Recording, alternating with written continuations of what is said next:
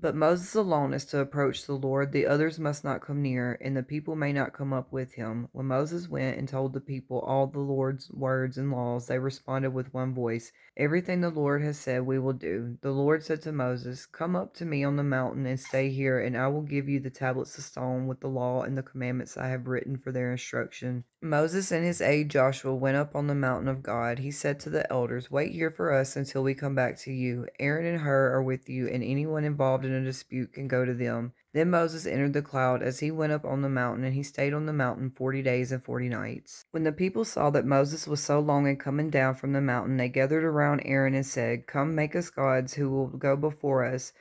As for this fellow Moses who brought us up out of Egypt, we don't know what has happened to him."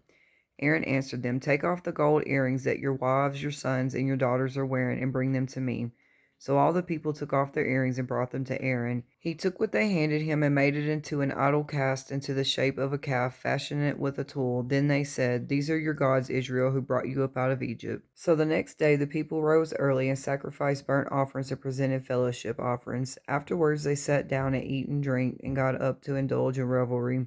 Then the Lord said to Moses, "Go down, because your people, whom you brought up out of Egypt, have become corrupt. They have been quick to turn away from what I commanded them, and have made themselves an idol cast in the shape of a calf. They have bowed down to it, and have sacrificed to it, and have said, 'These are your gods, Israel, who brought you up out of Egypt.' Now leave me alone, so that my anger may burn against them, that I may destroy them.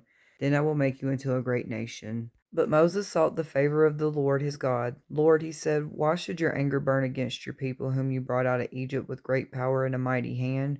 Why should the Egyptians say it was with evil intent that he brought them out to kill them in the mountains and wipe them off the face of the earth? Turn from your fierce anger, relent, and do not bring disaster on your people. Remember your servants, Abraham, Isaac, and Israel, to whom you swore by your own self. I will make your descendants as numerous as the stars in the skies, and I will give your descendants all this land I promised them, and I will be their inheritance forever." Then the Lord relented and did not bring on his people the disaster he had threatened. Moses turned and went down the mountain with the two tablets of the covenant law in his hands. They were inscribed on both sides, front and back. The tablets were the work of God. The writing was the writing of God, engraved on the tablets. When Moses approached the camp and saw the calf and the dancing, his anger burned, and he threw the tablets out of his hands, breaking them into pieces at the foot of the mountain. He took the calf and the people had made and burned it in the fire. Then he ground it into powder, scattered it on the water, and made the Israelites drink it. "Do not be angry," Aaron answered. "They said to me, 'Make us gods who will go before us.' As for this fellow Moses who had brought us up out of Egypt,